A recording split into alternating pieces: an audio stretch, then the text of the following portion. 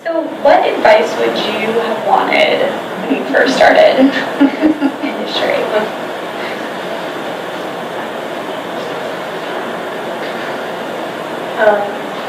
First of all, I would have liked somebody to tell me that there's no money in this industry.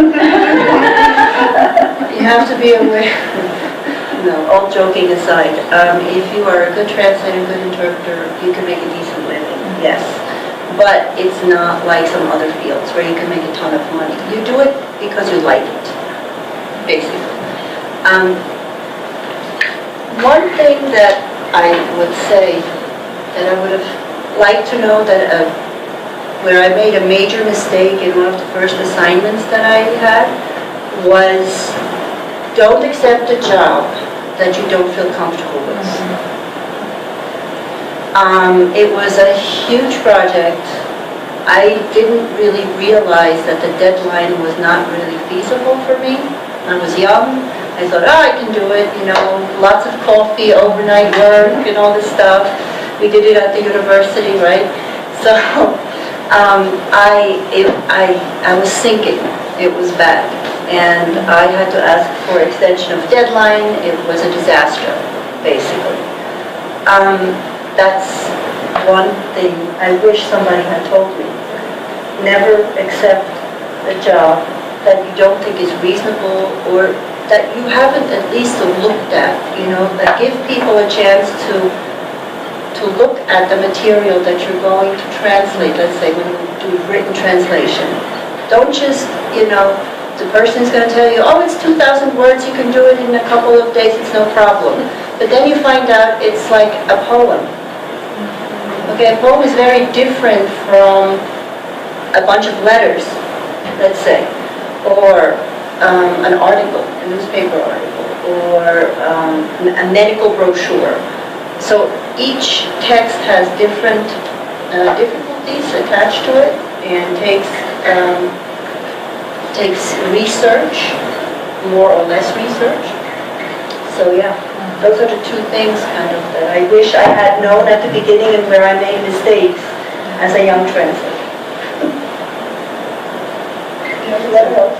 I would say the same thing, just being that it's acceptable and okay to say no, that translators and interpreters say, no, I don't do that, that's out of my scope, it's not my subject area.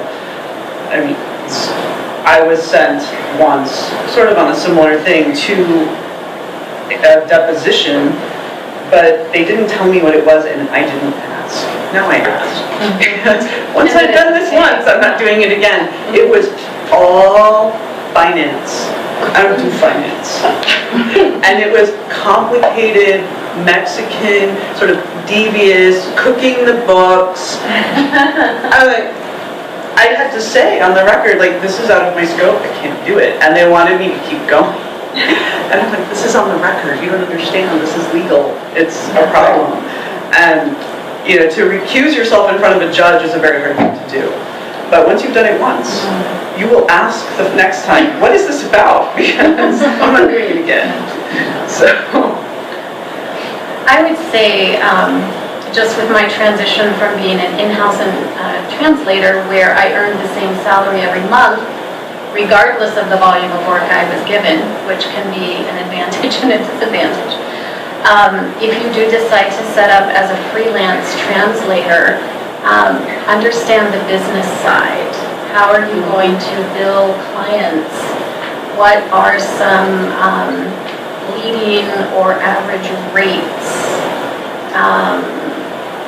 Sadly, we do have a huge influx of low-paying translators that might not necessarily produce good quality, but if you have a rate that you feel comfortable with and you believe that that is what you're worth, stick to that rate, because if you do start to undersell yourself, you're not doing yourself a favor, and I think it's hard to get back up to that level.